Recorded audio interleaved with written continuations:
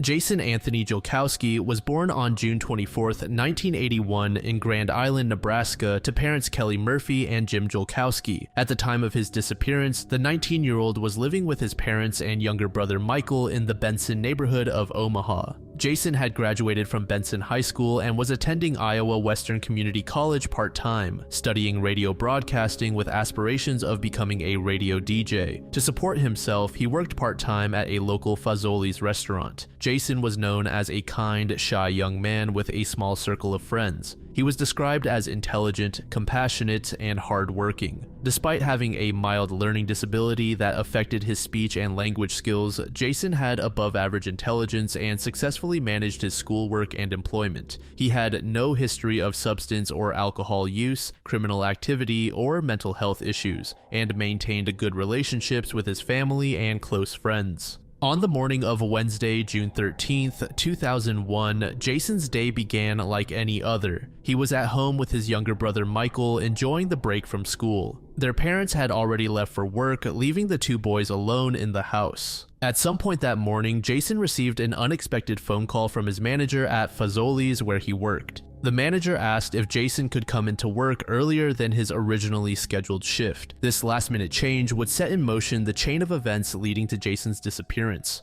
Jason agreed to come in early, but there was a complication. His car was at a local repair shop undergoing maintenance. This meant he couldn't drive himself to work as he normally would. Initially, he considered walking the entire 4-mile distance to the restaurant. However, he eventually made arrangements with a co-worker for a ride. Because Jason had some difficulty giving directions, he and his co-worker agreed to meet at Benson High School. This was a place both he and his co-worker knew well. The high school was located approximately 8 blocks or about half a mile from Jason's home, a walk that would typically take around 15 minutes. As Jason prepared to leave, he was dressed in a white Chicago Cubs or Sammy Sosa shirt, black dress pants, and black dress shoes. He also wore a blue Cubs baseball cap. He was also carrying a red Fazoli's work shirt that he planned to change into at work. At approximately 10:45 a.m., a neighbor witnessed the last confirmed sighting of Jason. The neighbor saw Jason and Michael outside their home, bringing the trash cans back from the curb to the house. After helping with the trash cans, Jason presumably left his house to begin the short walk to the school. The route he would have taken was through a quiet residential area with generally little vehicle or pedestrian traffic, especially on a weekday morning. The exact time Jason left his house is unknown, but based on the timeline, it was likely between 10:45 a.m. and 11 a.m. The weather that day was reported to be clear and sunny. What happened next remains a mystery. Jason never arrived at Benson High School to meet his co-worker. He never made it to work at Fazoli's. In fact, he was never seen again after helping with the trash cans. Between 11:15 a.m. and 11:30 a.m., less than an hour after Jason was last seen, his manager called the Jolkowski home. They asked about Jason's location as he had failed to show up for his ride or report to work. This call was the first indication that something had gone wrong. Jason's absence was immediately alarming to those who knew him. He was described as reliable and punctual, not someone who would simply not show up for work without notice. The fact that he had made specific arrangements for a ride and then failed to appear was out of character. The short window of time between when Jason was last seen and when he was expected at the high school is one of the most perplexing aspects of this case. How could someone vanish without a trace in broad daylight in a residential area within such a brief period? Despite initial concerns, a formal missing person report wasn't filed until the next day. Jason's parents, operating under the mistaken belief that there was a mandatory 24-hour waiting period before filing such a report, waited until June 14th to officially report their son missing to the Omaha Police Department. This delay in reporting potentially hampered the initial stages of the investigation. Critical early hours were lost, during which witnesses' memories were the most accurate and potential evidence might have been more readily available. In the days following Jason's disappearance, several key points emerged. Security camera footage from Benson High School was reviewed, but showed no sign of Jason arriving there on the morning of June 13th. There was no activity on Jason's bank account or cell phone after his disappearance. His last paycheck from Fazoli's was never picked up, and all of Jason's personal belongings remained in his room at home, including items he would likely have taken if planning to leave voluntarily. Despite the residential setting and the time of day, no witnesses reported seeing Jason walking along his expected route to the high school. As the investigation progressed, detectives conducted interviews with Jason's co-workers, including the manager who had called him in early and the co-worker who was supposed to give him a ride. These interviews corroborated the timeline of events and confirmed that Jason had indeed made arrangements to be picked up at Benson High School. Both the manager and the co-worker were questioned extensively and ultimately cleared of any involvement in the disappearance. Approximately 10 days after Jason went missing, the police intensified their investigation. They began conducting door-to-door interviews in the neighborhood, focusing on the 8-block route Jason would have taken from his home to Benson High School. In addition to interviews, law enforcement conducted several searches of the area. These included the various routes that could have been taken to the school, parks and wooded areas, bodies of water, as well as hospitals and shelters. These searches failed to turn up any physical evidence related to Jason's disappearance. As weeks turned into months with no breaks in the case, the investigation began to slow down. However, it never completely stopped. The Omaha Police Department kept the case open, periodically reviewing the evidence and following up on any new tips or leads that came in. As of 2024, more than 2 decades after Jason's disappearance, the Omaha Police Department continues to consider his case an open investigation. Initially, authorities considered the possibility that Jason had run away voluntarily. However, this theory was quickly discounted for several reasons. It said that he had only about $60 on him when he disappeared, which was insufficient for sustaining himself for any significant period. He left behind important belongings, including his car and his last paycheck. There have been no confirmed sightings of Jason since his disappearance, which would be unusual for a runaway. Jason had no known reasons to leave his life behind. He was looking forward to starting a new job and continuing his education. The timing of his disappearance, when he was expected by a co-worker, seems illogical for someone planning to run away. Given these factors, the runaway theory is now considered highly unlikely by both investigators and Jason's family. One theory that has gained some traction is the possibility of Jason being the victim of a hit-and-run accident. This theory proposes that he was struck by a vehicle while walking to the school, and the driver, panicking, removed Jason from the scene to avoid legal consequences. The residential streets Jason would have been walking on were generally quiet, especially during late morning hours on a weekday. No residents reported hearing or seeing any vehicle accidents in the area during the relevant time frame. There were no reports of debris or other physical evidence typically associated with a vehicle-pedestrian collision. If Jason had been injured but not killed instantly, it would have been challenging to remove him from the scene without attracting attention. While this theory cannot be entirely ruled out, the lack of physical evidence or witness reports makes it somewhat less plausible. Another prominent theory is that Jason was abducted by a stranger. This scenario could have played out in several ways. A passing motorist might have stopped and engaged Jason in conversation and then offered him a ride. Or someone could have forcibly pulled Jason into a vehicle, or an individual on foot could have approached Jason and led him away under false pretenses or by force. The abduction theory faces some challenges. Jason's mother described him as cautious and not a risk taker, making it less likely he would accept a ride from a stranger. The short time frame and residential setting make a forceful abduction seem risky for a perpetrator. No witnesses reported seeing any suspicious activities or hearing any disturbances. Despite these challenges, many consider abduction one of the more plausible explanations for Jason's disappearance, given the lack of other evidence. While there's no history of mental health issues, some have suggested Jason may have experienced a sudden psychological break, leading to wandering off in a confused state, intentionally hiding or seeking isolation or self-harm or suicide. This theory is almost a shot in the dark and considered less likely due to no prior indications of mental health struggles. Jason's reported stable and positive demeanor leading up to his disappearance, and the lack of any discovered remains if self-harm had occurred.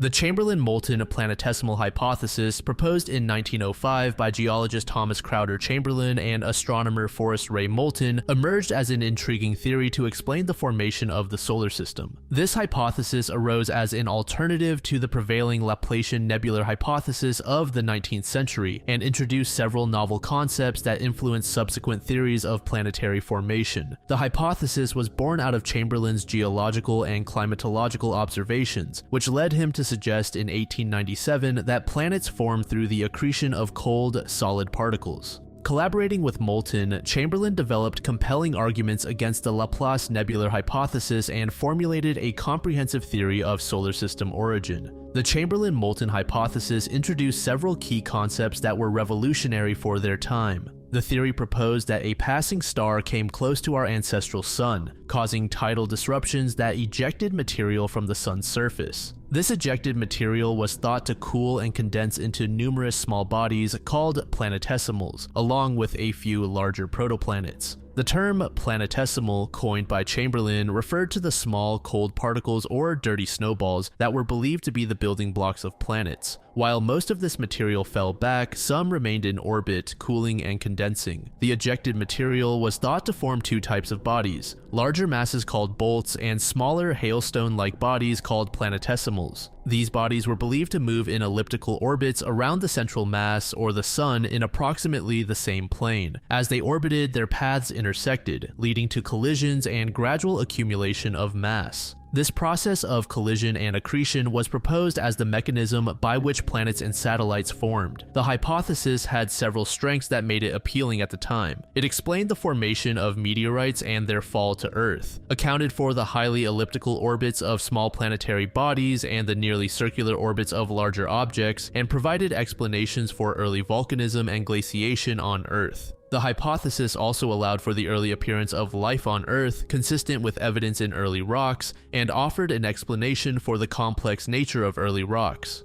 However, despite its initial popularity and innovative concepts, the hypothesis eventually fell out of favor due to several issues. In 1939, Lyman Spitzer demonstrated that a column of material drawn out from the sun would dissipate rather than condense. Henry Norris Russell's work in the 1940s showed that if solar material had been pulled away with enough force to account for Jupiter's angular momentum, it would have escaped the solar system entirely. Additionally, the hypothesis couldn't adequately explain the angular momentum distribution in the solar system.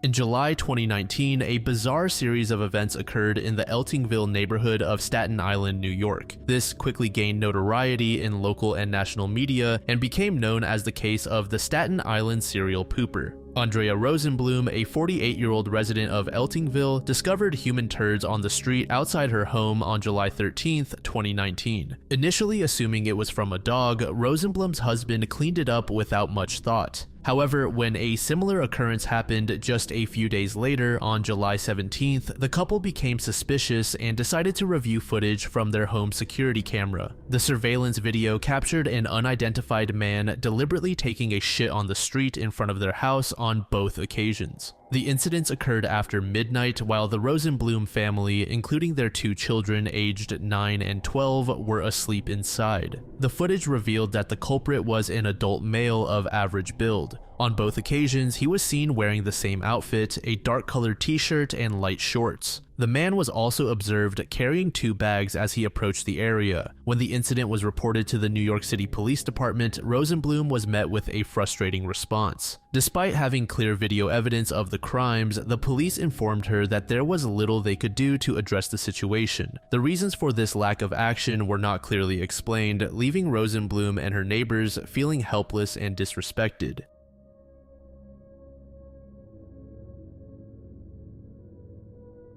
Between 2003 and 2009, a series of murders and disappearances occurred in and around Rocky Mount, North Carolina, primarily affecting Edgecombe and Halifax counties. This case became known as the Edgecombe County serial killer or the Seven Bridges killer due to the location where many of the victims' bodies were discovered. The first reported victim was Melody Wiggins, a 29-year-old woman whose body was found on June 2, 2005. Her disappearance had been reported just days earlier on May 30th. An autopsy revealed that Wiggins had suffered multiple stab wounds and fatal blunt force trauma to the head. Over the next few years, more victims emerged, including Christine Mary Boone, 43, who was reported missing on January 16, 2007, with her remains not found until March 9, 2010. Jackie Nakelia Thorpe, 35, was reported missing on May 8, 2007. Her decomposed body was discovered on August 17, 2007. Elizabeth Jane Smallwood, 33, whose body was found on a soccer field in Rocky Mount about a week after Thorpe's discovery, had an unclear date of disappearance. Taraha Shanice Nicholson, 28, was reported missing on February 22, 2009. Her body was found on March 7, 2009. Jarnice Latonya Hargrove, 31, reported missing on April 25, 2009. Her remains were discovered on June 29, 2009.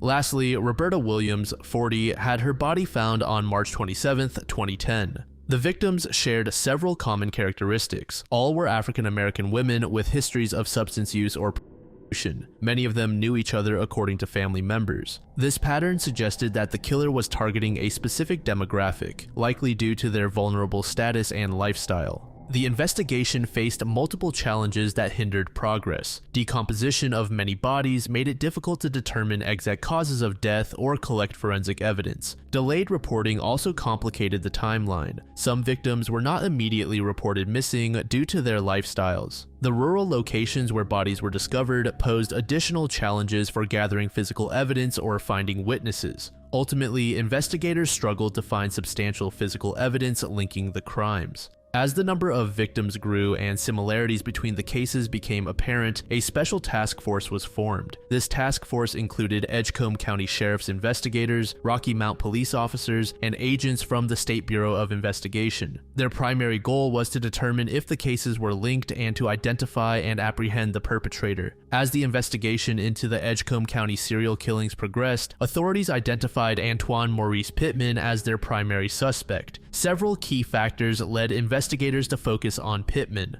The most crucial piece of evidence linking Pittman to the murders was the discovery of his DNA on one of the victims. Specifically, male DNA recovered from the body of 28-year-old Taraha Nicholson matched Pittman's DNA profile, which was on file from his previous criminal offenses. Pittman also had strong connections to the areas where the victims' bodies were discovered. He had lived with his grandparents for several years in Whitakers, a small town just a few miles from where multiple bodies were found along Seven Bridges Road. This geographic proximity raised suspicions about Pittman's potential involvement in the crimes. Furthermore, Pittman was found to have direct connections to some of the victims. Most notably, he admitted to hiring Nicholson for services less than a week before her body was discovered. This admission placed Pittman in close contact with one of the victims shortly before her death, raising further suspicions about his involvement. It was also noted that on April 25, 2009, the same day that victim Jarnice Hargrove disappeared, Pittman was detained by police on Seven Bridges Road under unusual circumstances. He was found unconscious in his car with his pants lowered, approximately 200 yards from where Hargrove's body would later be discovered. This incident, occurring in the same area and time frame as one of the disappearances, drew investigators' attention to Pittman. On top of all of that, Pittman had an extensive criminal record, which included offenses and violence against women. This made him a person of interest in the serial killings. His history as a registered sex offender and previous arrests for assaulting aligned with the profile of the killer authorities were seeking. In 1994, at age 16, Pittman was arrested for attempting to a 2-year-old child. He pleaded guilty to indecent behavior as part of a plea deal and was released on probation in July of that year. In subsequent years, Pittman faced charges for various offenses including theft, assault, resisting arrest, and providing alcohol to minors. In 2007, he was arrested for assaulting a in the same area where other victims had been killed. These are only some of the incidents on his criminal record. In September 2009, Antoine Pittman was arrested and charged with the murder of Taraha Nicholson. Despite circumstantial evidence linking him to other victims, prosecutors only had enough physical evidence to charge him with Nicholson's murder.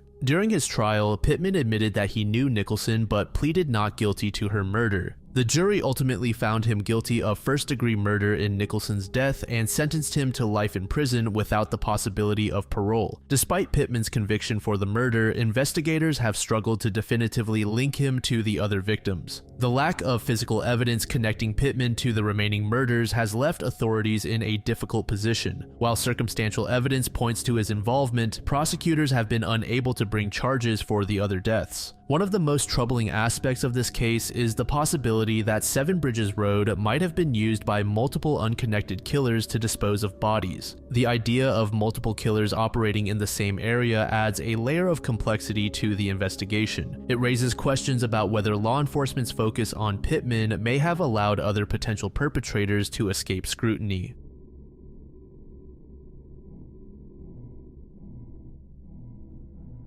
Tammy Lynn Leppert, born on February 5, 1965 in Rockledge, Florida, was a promising young actress and model who suddenly disappeared in 1983. From a young age, Tammy showed a natural talent for performing and modeling. By the time she was 4 years old, she had already begun participating in beauty pageants, eventually amassing an impressive collection of over 280 crowns and titles, including Miss Teen Florida and Miss Sun and Surf. Her appearance, combined with her outgoing personality, made her a natural fit for the entertainment industry. As she entered her teenage years, Tammy began to transition from pageants to acting and modeling professionally. In the early 1980s, her career was on an upward trajectory. She landed small roles in several notable films. Her appearance in Scarface, though brief, was perhaps her most high-profile role. This role, while small, put her in proximity to major Hollywood stars and seemed to hint at a bright future in the industry. The months preceding Tammy's disappearance were marked by a series of troubling incidents and behavioral changes that deeply concerned her family and friends.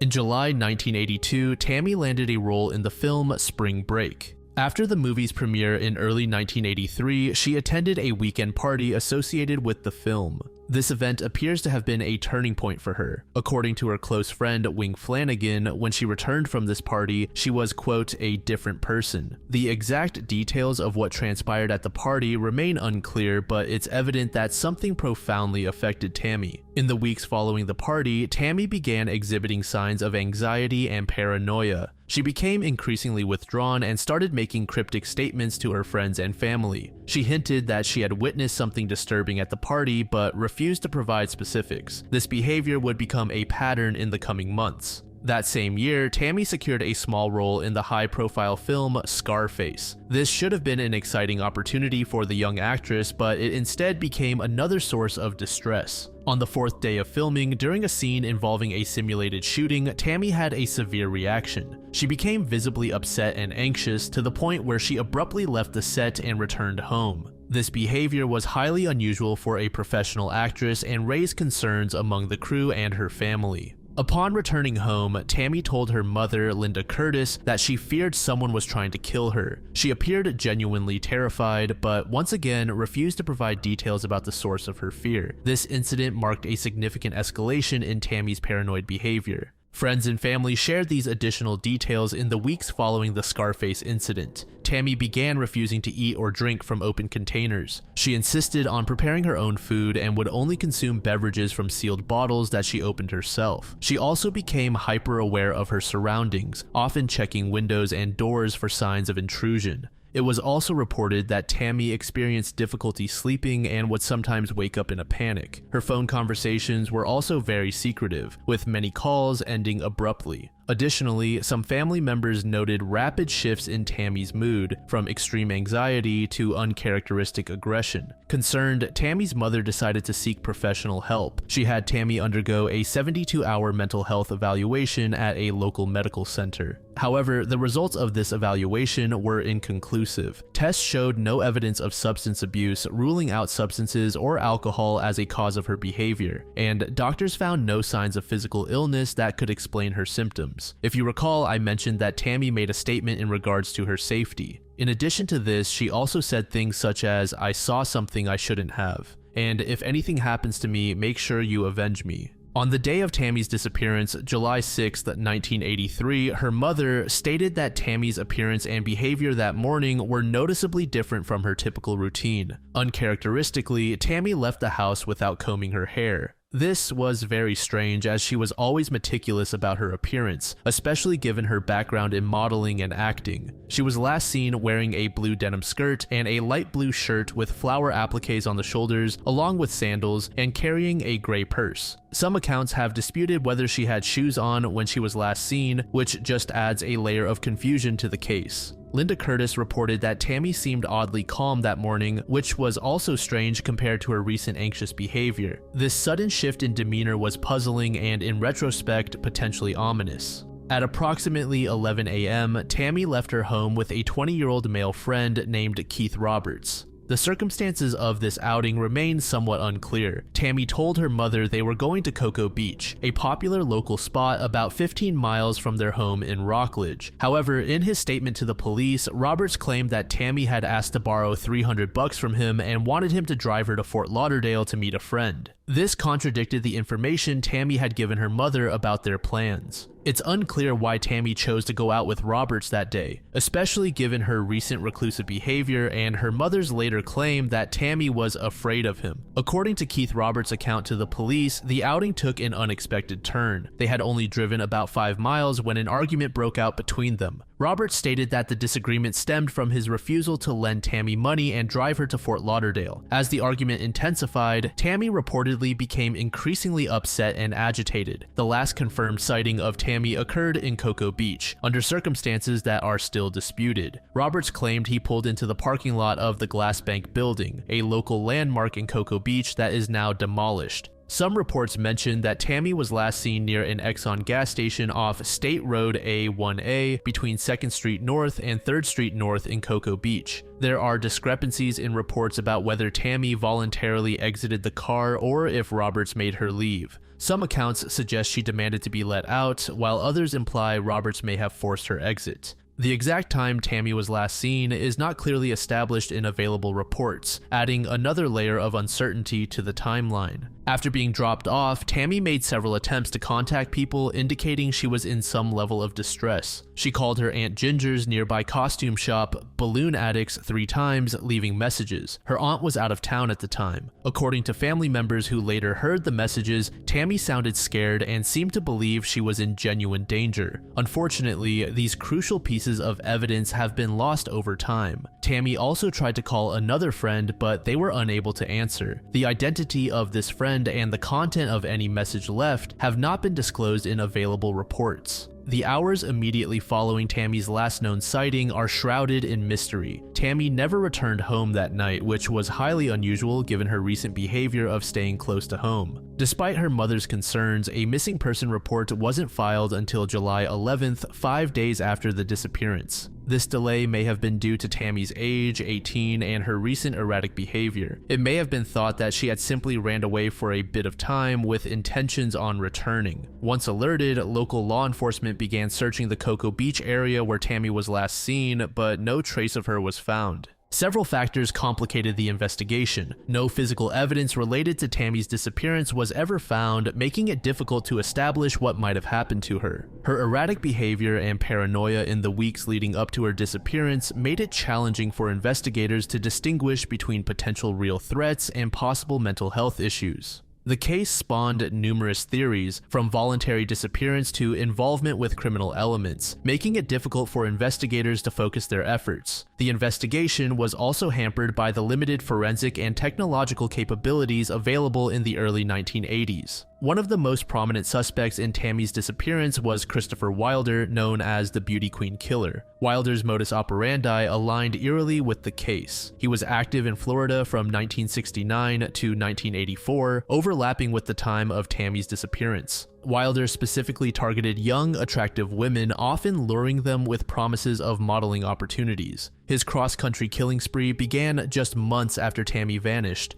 Her family initially filed a lawsuit against Wilder, believing he was responsible for her disappearance. However, they later dropped the suit due to lack of concrete evidence. Wilder was killed in a police shootout in 1984, taking any potential secrets about Tammy's fate to his grave. Despite the circumstantial connections, no physical evidence has ever tied Wilder to this case. Some investigators argue that Wilder's known victims were typically strangers, whereas Tammy's disappearance seemed to stem from a more personal situation given her paranoid behavior beforehand. Another serial predator active in the area at the time was John Brennan Crutchley, nicknamed the Vampire due to his habit of drinking his victims' blood. Crutchley moved to Brevard County, Florida in 1983, the same year Tammy disappeared, and lived in the same county as her. He was convicted of kidnapping and battery in 1986 and was suspected of potentially killing up to 30 women. While Crutchley's presence in the area is certainly suspicious, authorities were never able to conclusively link him. He committed suicide in prison in 2002, leaving many questions unanswered.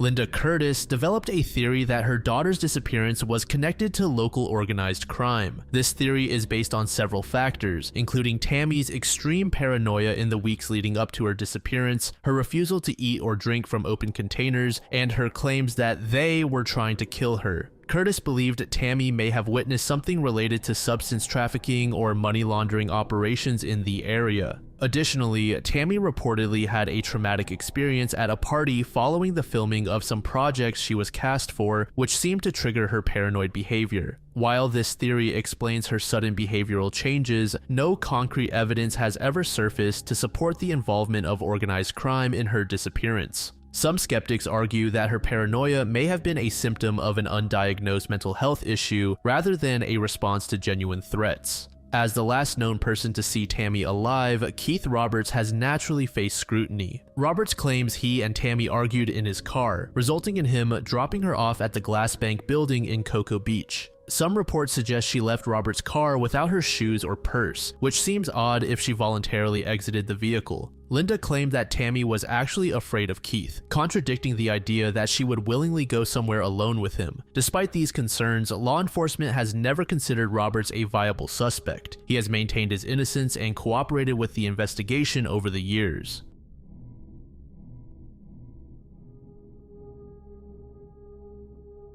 The concept of Planet 9 has interested astronomers and space enthusiasts alike since its theoretical proposal in 2016. This hypothetical ninth planet in our solar system has sparked intense debate, ongoing research, and a dedicated search effort that continues to this day. In 2016, astronomers Konstantin Batygin and Michael Brown from the California Institute of Technology proposed the existence of Planet 9 based on peculiar orbital behaviors observed in distant objects beyond Neptune's orbit. Their hypothesis suggests that a massive planet, roughly 5 to 10 times the mass of Earth, could be lurking in the outer reaches of our solar system, influencing the orbits of these distant objects through its gravitational pull. Based on current theoretical models and observational data, Planet 9 is believed to have several defining characteristics. Again, its mass is estimated to be between 5 and 10 times that of Earth, with a predicted size of 2 to 4 times Earth's radius. The orbital parameters suggest a semi-major axis of approximately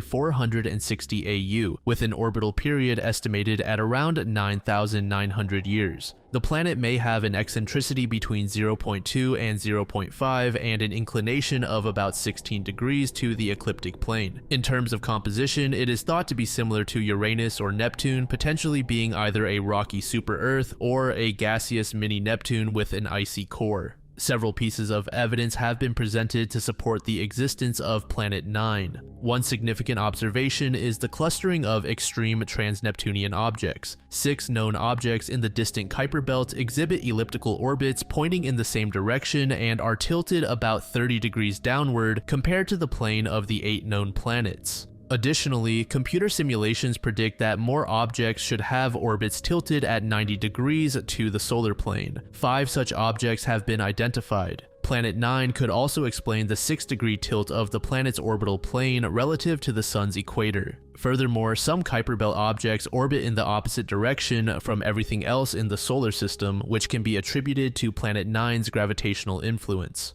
Recent studies show that icy bodies occasionally cross Neptune's orbit, which is difficult to explain without this additional planet's presence. Lastly, there is a smooth decline in the population of objects with perihelia closer to the Sun than Neptune, suggesting gravitational influence from Planet 9. Despite the evidence supporting its existence, Planet 9 remains elusive due to several factors. Its extreme distance means it would receive very little sunlight, making it extremely dim and difficult to detect. The vast area astronomers must search complicates matters further since its exact location is unknown. Additionally, due to its distant orbit, Planet 9 would appear to move very slowly against background stars, making detection challenging. Researchers also face limited observation time, with powerful telescopes necessary for such a search. Several initiatives are currently underway to detect Planet 9. The Subaru telescope in Hawaii is being utilized for this purpose due to its ability to cover large areas of sky quickly. The Vera Rubin Observatory will survey the entire visible sky every few nights, potentially spotting Planet 9 during its observations. The Transiting Exoplanet Survey satellite may also contribute by detecting faint signals indicative of distant planets. Researchers are using data from probes orbiting Mars, Jupiter, and Saturn to look for gravitational effects that might indicate Planet 9's presence.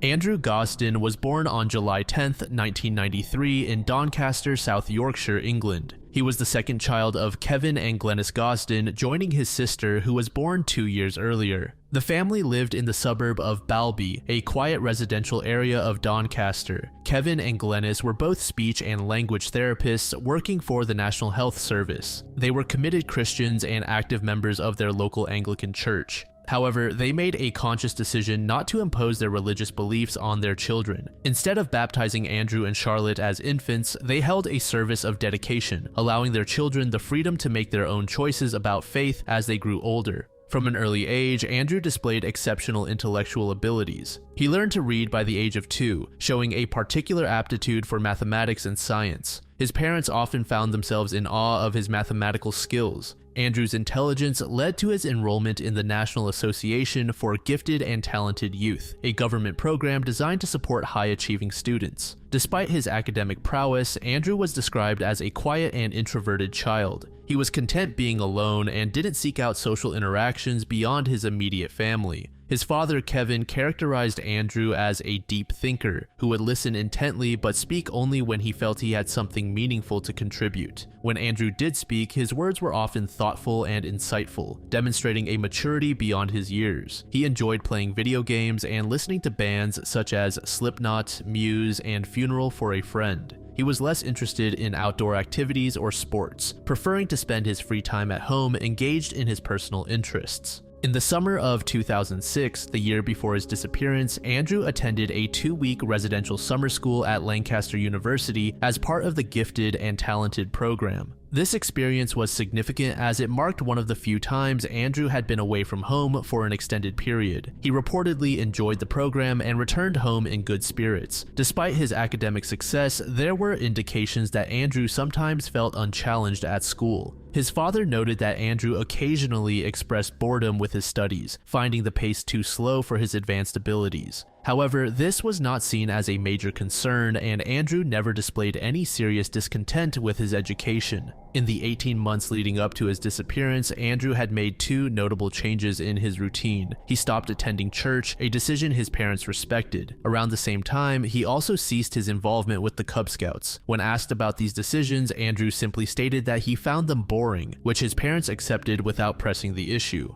On Friday, September 14th, 2007, the day began like any other for the Gosden family. Andrew, then 14 years old, woke up later than usual that morning. His mother noted that he seemed irritable, which was out of character for the typically even-tempered teenager. This slight deviation from his normal demeanor didn't raise any immediate red flags, as adolescent moodiness isn't uncommon. However, in hindsight, it would become the first subtle indication that something was wrong. At approximately 8:05 a.m., Andrew left the house. A family friend, Reverend Alan Murray, saw him walking across Westfield Park towards his usual bus stop. However, instead of boarding the school bus as expected, Andrew deviated from his routine. Unbeknownst to his family at the time, Andrew made his way to a local ATM. There, he withdrew £200 from his bank account, nearly emptying it. Interestingly, Andrew left behind £100 in birthday money at home. After withdrawing the money, Andrew did something unexpected. He returned home at a time when he knew his family would be out. His sister had already left for school and his parents had departed for work. This calculated move allowed Andrew to enter the house undetected. Once inside, he changed out of his school uniform. He put on a pair of black jeans and a black t-shirt featuring the logo of the band Slipknot. He also took his wallet, keys, and PSP. Notably, he did not take the charger for his PSP.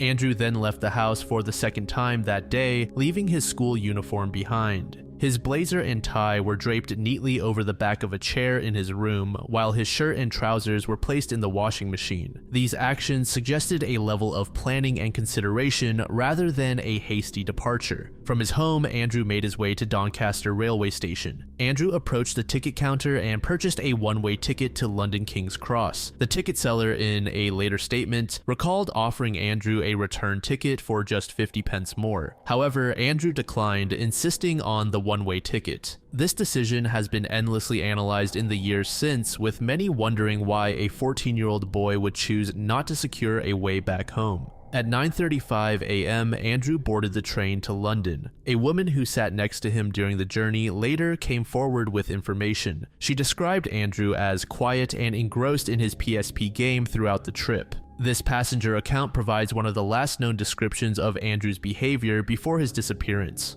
The train arrived at King's Cross Station in London at 11:20 a.m. CCTV footage captured Andrew's arrival, showing him leaving the main concourse of the station at 11:25 a.m. In the footage, he can be seen wearing his black jeans and Slipknot t-shirt, carrying a small black shoulder bag. This CCTV image would become iconic in the search for Andrew, widely circulated in the media and on missing person posters. After leaving King's Cross Station, Andrew's movements became a mystery. Despite extensive investigations and public appeals, no confirmed sightings of Andrew after this point have ever been established. The investigation into the disappearance began on the evening of September 14, 2007, when his family reported him missing to South Yorkshire Police at around 7 p.m. The initial response and subsequent investigation contained a series of actions, some of which would later be criticized for their timing and thoroughness. Upon receiving the report, police initiated standard missing person protocols. Officers were dispatched to the Gosden home to gather initial information and conduct a preliminary search of the immediate area. They interviewed family members to establish a timeline of events and gather details about Andrew's usual routines, friends, and potential destinations. A thorough search of the residence was conducted. Officers noted that Andrew's school uniform was found neatly placed, with his blazer and tie draped over a chair and his shirt and trousers in the washing machine. The discovery that Andrew had left behind his chargers and a substantial amount of birthday money puzzled investigators, as these items would typically be taken by someone planning to run away. Investigators quickly established contact with Macaulay Catholic High School, where Andrew was a student. They learned that Andrew had not attended school that day, which was highly unusual given his perfect attendance record. The school's attempt to notify his parents of his absence had failed due to a clerical error, with the call being made to the wrong family. This miscommunication resulted in a significant delay in realizing Andrew was missing. In the first 24 to 48 hours, local searches were conducted in areas Andrew was known to frequent. This included parks, libraries, and areas around his school. Police also checked with local hospitals and transport hubs to rule out any accidents or medical emergencies. One of the early breakthroughs came from checking Andrew's bank account activity. Investigators discovered that Andrew had withdrawn money from his account on the morning of his disappearance. This information provided a crucial lead, suggesting that Andrew's disappearance might have been planned rather than the result of an abduction on his way to school. Following the discovery of the bank withdrawal, police focused their attention on Doncaster railway station. They interviewed staff and reviewed ticket sales records. A ticket seller recalled Andrew purchasing a one-way ticket to London King's Cross, refusing the offer of a cheaper return ticket.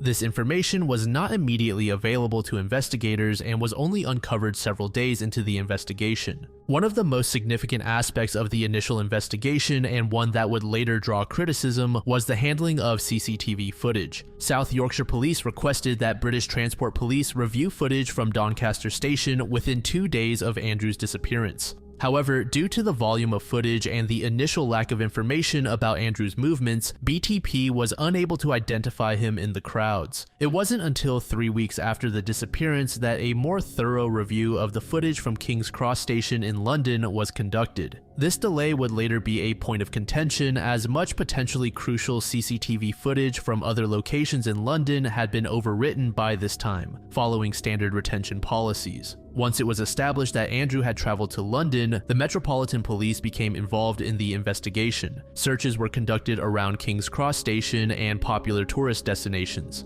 However, the 3-week delay in identifying Andrew on the King's Cross CCTV meant that many potential leads and sightings from the day of his disappearance could no longer be corroborated with video evidence. As news of Andrew's disappearance spread, several reported sightings came in. One significant report came from a woman who believed she had seen Andrew at a Pizza Hut on Oxford Street in London on the day he disappeared. However, police did not follow up on this lead for 6 weeks, by which time any potential CCTV footage had been deleted. As the days turned into weeks, the investigation expanded. International missing persons databases were updated, and Andrew's information was shared with Interpol. Over the years, numerous theories have emerged attempting to explain Andrew Gosden's mysterious disappearance. While none have been definitively proven, each offers a potential scenario that investigators and the public have considered. One theory suggests that Andrew may have been groomed by an adult predator, potentially leading to his trip to London. However, this theory faces significant challenges. Andrew didn't own a mobile phone and had limited access to the internet. The family computer was primarily used by his sister, and investigations found no evidence of extensive online activity by Andrew. Police investigations, including checks with Sony regarding Andrew's PSP, revealed no online accounts or significant digital presence. Given Andrew's introverted nature and close family relationships, it seems unlikely he could have engaged in extensive secret communications without anyone noticing. Despite these challenges, some argue that Andrew could have found ways to communicate discreetly, perhaps using school computers or public libraries.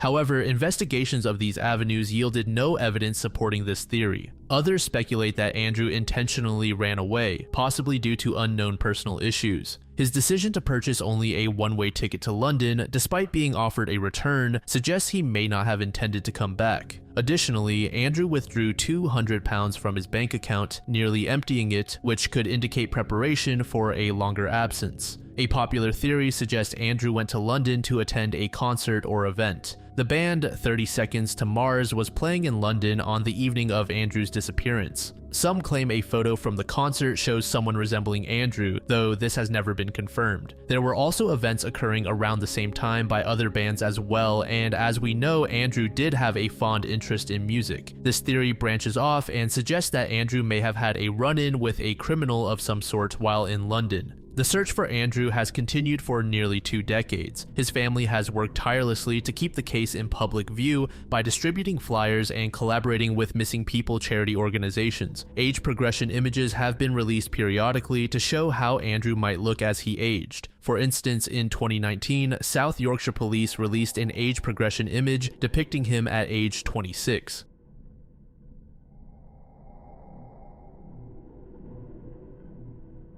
The Hodge conjecture stands as one of the most intriguing unsolved problems in modern mathematics. Proposed by Scottish mathematician William Valence Douglas Hodge in 1950, this conjecture involves algebraic geometry and complex geometry, aiming to bridge the gap between algebraic topology and the study of subvarieties in complex algebraic varieties. At its core, the Hodge conjecture posits a connection between certain topological features of complex algebraic varieties and their algebraic subvarieties. Specifically, it suggests that Hodge classes, which are particular cohomology classes, can be expressed as linear combinations of the cohomology classes of algebraic subvarieties. This seemingly abstract statement carries deep implications for our understanding of the structure of mathematical objects. While the Hodge conjecture remains unproven in its full generality, mathematicians mathematicians have made significant progress in specific cases. It has been verified for varieties of dimension up to 3 and for certain types of algebraic varieties, including some abelian varieties. However, the main challenge lies in bridging the vast conceptual gap between the topological nature of cohomology classes and the algebraic nature of subvarieties, requiring sophisticated techniques from various branches of mathematics.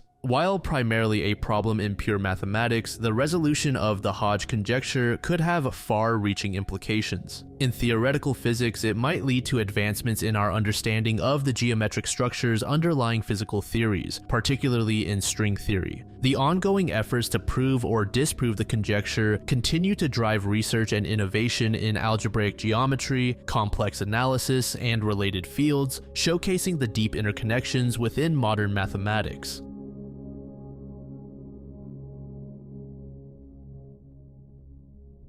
The Guccifer 2 persona came onto the scene on June 15, 2016 with a blog post on WordPress. Claiming responsibility for breaching the Democratic National Committee network, this mysterious figure asserted to be a lone Romanian hacker, deliberately echoing the moniker of the original Marcel Lazar Lehel. This carefully crafted narrative aimed to deflect suspicion from state-sponsored activities and muddy the waters of attribution. The timing of Guccifer's appearance was significant, coming shortly after cybersecurity firm CrowdStrike publicly attributed the DNC intrusion to Russian intelligence services. Following the initial blog post, Guccifer engaged in a series of activities designed to bolster credibility and disseminate stolen information. These included releasing numerous documents allegedly stolen from the DNC, such as opposition research on then-candidate Donald Trump and personal information of Democratic donors. The persona actively communicated with various media outlets, offering exclusive access to stolen documents and attempting to shape the narrative around the DNC hack. On July 22, 2016, Guccifer claimed responsibility for providing WikiLeaks with the DNC emails that the organization subsequently published. In September 2016, the persona even made a remote appearance at a London cybersecurity conference, releasing additional stolen documents. Throughout these activities, Guccifer maintained the facade of being an independent hacker with no ties to Russia.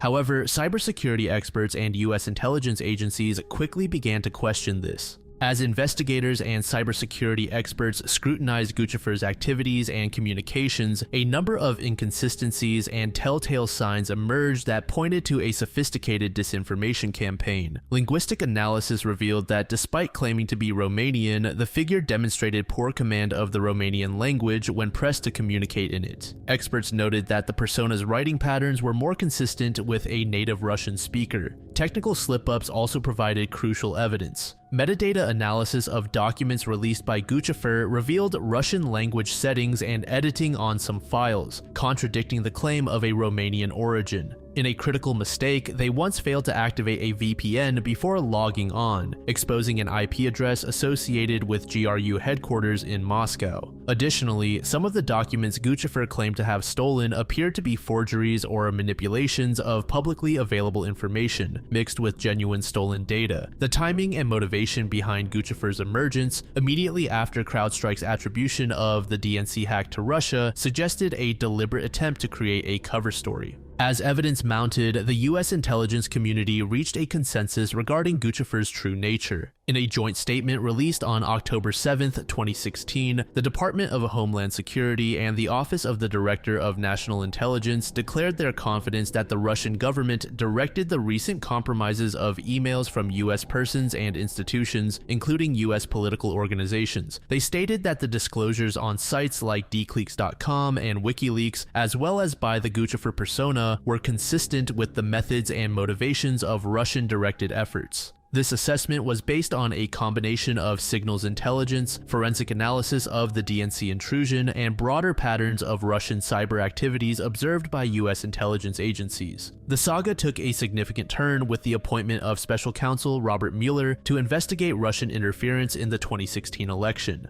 Mueller's team conducted an extensive investigation into various aspects of Russian activities, including the DNC hack and the persona. On July 13, 2018, Mueller's office issued an indictment against 12 GRU officers for their roles in the DNC hack and subsequent influence operations. This indictment provided the most detailed public account of the Russian intelligence operation, confirming that Guccifer was not an individual hacker, but a persona created and operated by a unit within the GRU. It detailed how GRU officers used the Guccifer persona to release documents stolen from the DNC and DCC, and to communicate with US persons and media outlets. The indictment also revealed that WikiLeaks had actively solicited stolen documents from Guccifer, knowing that the persona was a front for Russian intelligence.